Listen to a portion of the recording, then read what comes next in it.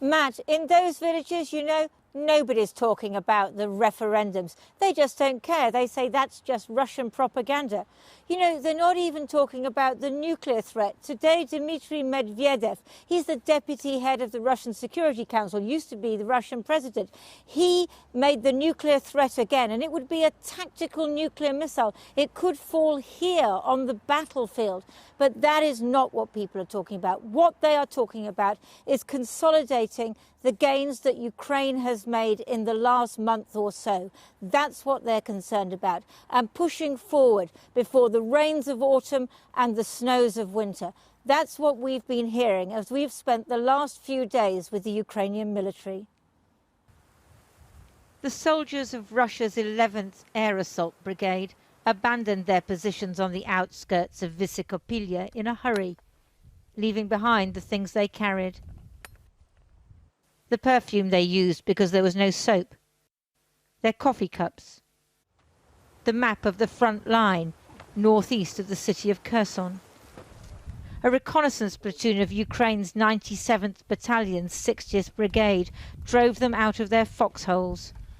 The Russian soldiers must have spent long nights down there, artillery booming overhead, as they read about James Bond. The night of September the 1st, as Ukrainian forces closed in, they decided it was no time to die. Дощ був, було холодно, сиро. Заходили сюди з таким міцним запасом БК. Залишили тут на позиціях одну групу, а самі пішли туди далі по селу.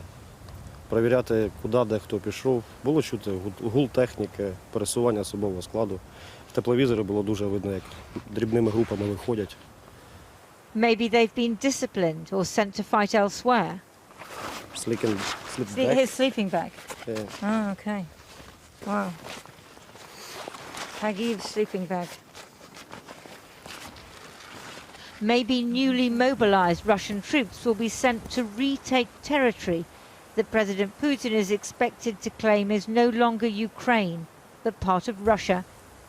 Or maybe he'll make good on the threat of using a battlefield nuclear weapon. Дуже мала вірогідність того, що це дійсно станеться. На ядерну кнопку натискає не одна людина. Так що там, думаю, ще є при розумі генерали, які цим керують.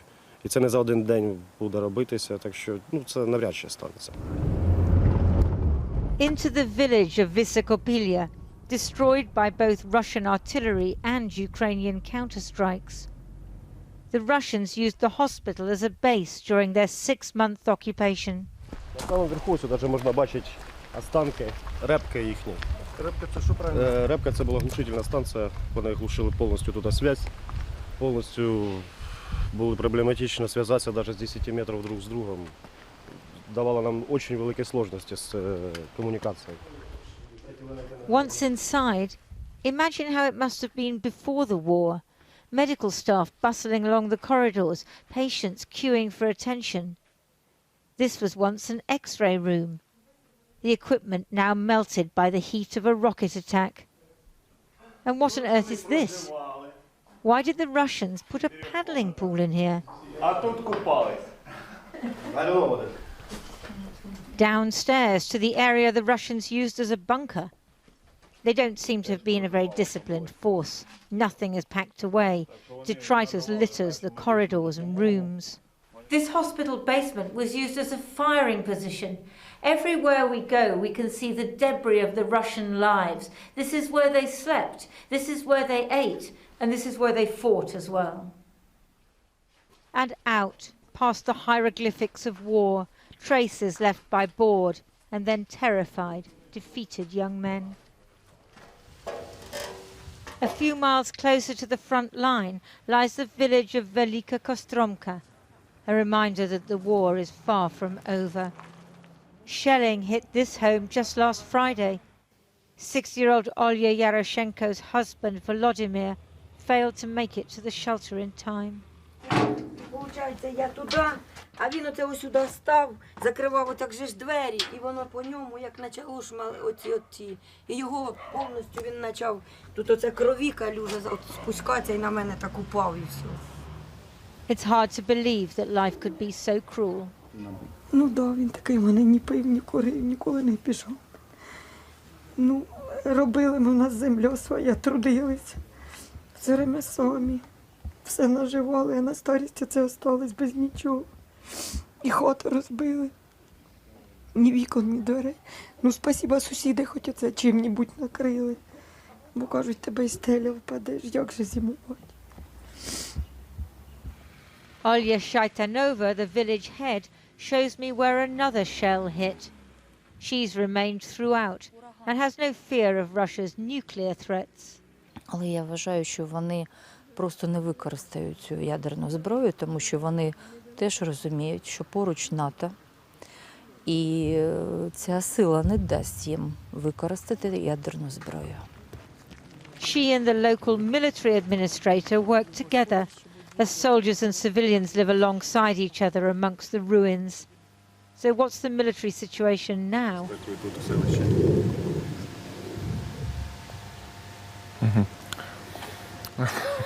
Яка ситуація? Напружена, але повністю контрольована Збройними силами України. Ну, ви ж бачите, що працюють Збройні сили України на відмінно і стримують натиски ворожі і дуже добре відбивають їх. Ukrainian patriotic spirit is strong, but it's not enough. They're digging in to secure the gains they've made. But over the horizon, the Russians are digging in too, mobilizing more recruits to defend the land they still control as the long, hard winter months approach. Lindsay Hilson reporting. Well, the war has put pipelines, especially those carrying gas, very much on the front pages. Today, the Danish Prime Minister blamed deliberate acts for simultaneous leaks on both the Nord Stream 1 and Nord Stream 2 pipelines, which carry Russian gas to Europe. The Danish Defence Ministry released a video showing an area of the Baltic Sea a kilometre wide churning with escaped gas. An exclusion zone for shipping has been put in place. The company running the pipeline said that they'd suffered unprecedented damage. The EU has previously accused Russia of using a reduction in gas supplies to blackmail Europe, something which Moscow denies. Now, the UN has condemned the arrest of more than 2,300 people in Russia for protesting against the mobilization of conscripts to fight in Ukraine. Queues at the Georgian border are stretching to up to 24 hours long as Russian men flee the country amid fears that the borders will soon close to fighting-age men. Local authorities on the Russian side say that they're setting up a mobile drafting office at this crossing. Well, I'm joined now by Alexander Mereshko, who heads the Foreign Affairs Committee in the Ukrainian Parliament. Thanks for coming to our balcony here above Kyiv in the fog. First of all, your reaction to these referendums. 96% result announced by the Russians. Does that change anything for your government and on the ground in the battlefield? It doesn't change absolutely anything, because from legal point of view, we're talking about serious international crime. The results have already been predetermined, and we know what will be the results. These referendums, sham referendums, they violate international law, international humanitarian law, constitution of Ukraine, and basic rules of decency and politics. But they will not change anything, because the fate of everything will be decided on the battleground. And you're not going to hold back from any more advances that you might be launching before Christmas? Well, I hope that we'll continue our counteroffensive, because we repel our attacks of our enemy very successfully, and our army continues to liberate new villages and new towns.